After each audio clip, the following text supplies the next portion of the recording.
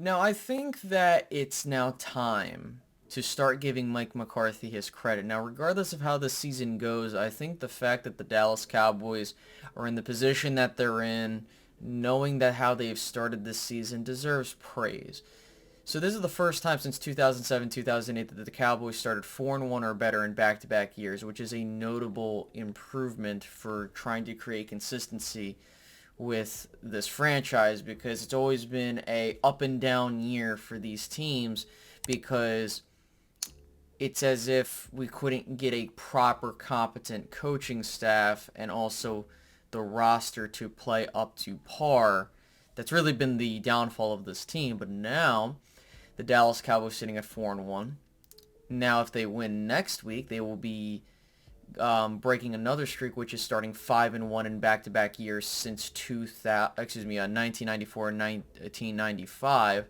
Which again, these are notable streaks to keep in mind. You might be saying, Space, that doesn't mean anything because at the end of the day, you're just trying to win it all. And I get that. That's a big goal, and I think that that's something that needs to be understood. However, one thing that we didn't have with the previous coach was that we didn't have this level of consistency.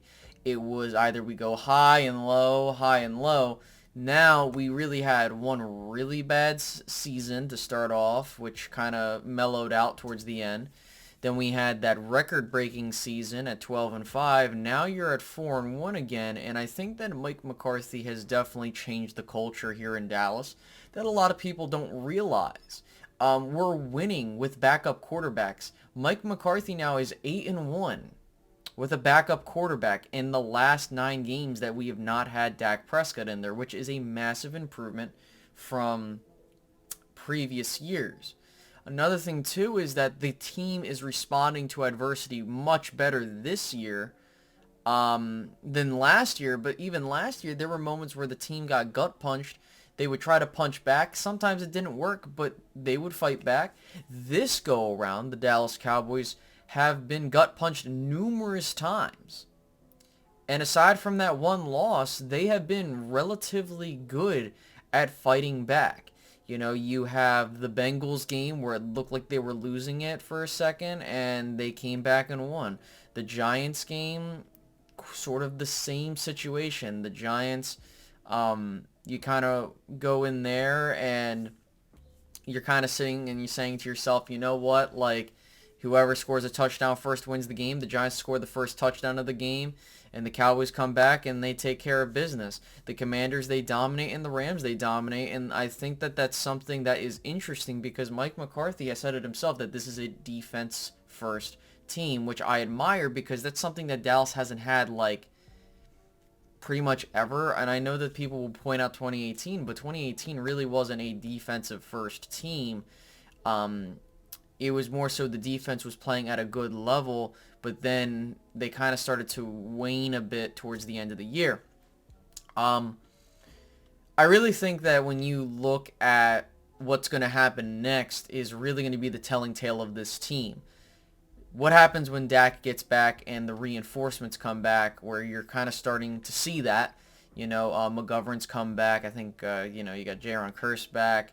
And now, you're kind of starting to see the team playing well. You're seeing elite play from some of these positions. You know, you have that going for you here. But the key thing is the Cowboys have amassed 4 straight wins while not at full strength. They have an offense that is literally passing-wise towards the below average portion. Their running attack has been good for 2 games. Other times it's been mid. But that's not to be bad. That's nothing to just be upset about, but it's just the honest to God truth. And it goes to show you that literally we are doing the bare minimum on offense and we are still winning games. And arguably we could have gone undefeated at this point in time, but that's woulda, coulda, shoulda. And with this big game on Sunday night, I think this is going to be really telling. It's starting, and according to reports, Dak Prescott is going to take one more week before he gets back into the thick of things. And I think that that's good. I've said I do not want to see Dak Prescott unless he has completely cleared the protocol that he needs to clear. And it's clear as day that he's, we're kind of on the same timeline that we expected. But we can afford to lose a game. We can afford to, and we could be blessed to win a game. And I think that that's something that's really important here. Is we are now sitting in a situation to where if we win, that's another win. That's well, obviously, but that's another week for Dak to get healthy. If we lose, that's okay because now we've gotten so many wins in the span of time that Dak Prescott has left. Where honestly, you're looking at the second part of the schedule, and I think that you would be, you're very happy with where you're at because I have firmly believed that Dallas would be 4-4. I said 4-4 by the halfway point, which they've already won 4 games. So my thing is that if they win another game, I think I even said I could see 5-3. But if Dallas wins this game on Sunday night, they would have gotten to the wins total that I think is satisfactory to where I think that this team should have been at even when they're healthy. But now that there's room for them to win more than that, I think that says a lot about your squad. And then on top of that, I think that this is kind of a team that's not in midseason form yet, and as we're getting closer to that, we will see what kind of real team we got going on here because this is a big, and I've already touched on it a little bit, this is a big game for Dallas upcoming. The Dallas Cowboys have to go out and they have to do business as usual. And I think that this is going to be the biggest test because it's another primetime game for them. They will probably most likely be without Dak Prescott. How will they approach this game? Because you can argue that this is their toughest opponent right now in the undefeated Philadelphia Eagles. But let's say that even if Dallas does lose, Dallas is still in a really good position because with them starting to amass more wins against the NFC opponents, especially those like the Rams, for example, and then you have a tiebreaker over the Giants at this point, that's really good because those tiebreakers are going to help you down the road. So if Dallas ends up as the same record as the Rams, they will have that head-to-head tiebreaker. Then on top of that, you already have 2 division wins in your back pocket. So going further, Mike McCarthy has delegated authority to the point to where we are literally sitting at a point to where our offense is running how I would envision it to be, and then our defense is being done at a very high level to where I'm impressed at how Dan Quinn has elevated this group to now be the only remaining team that has not allowed multiple touchdowns in a single game.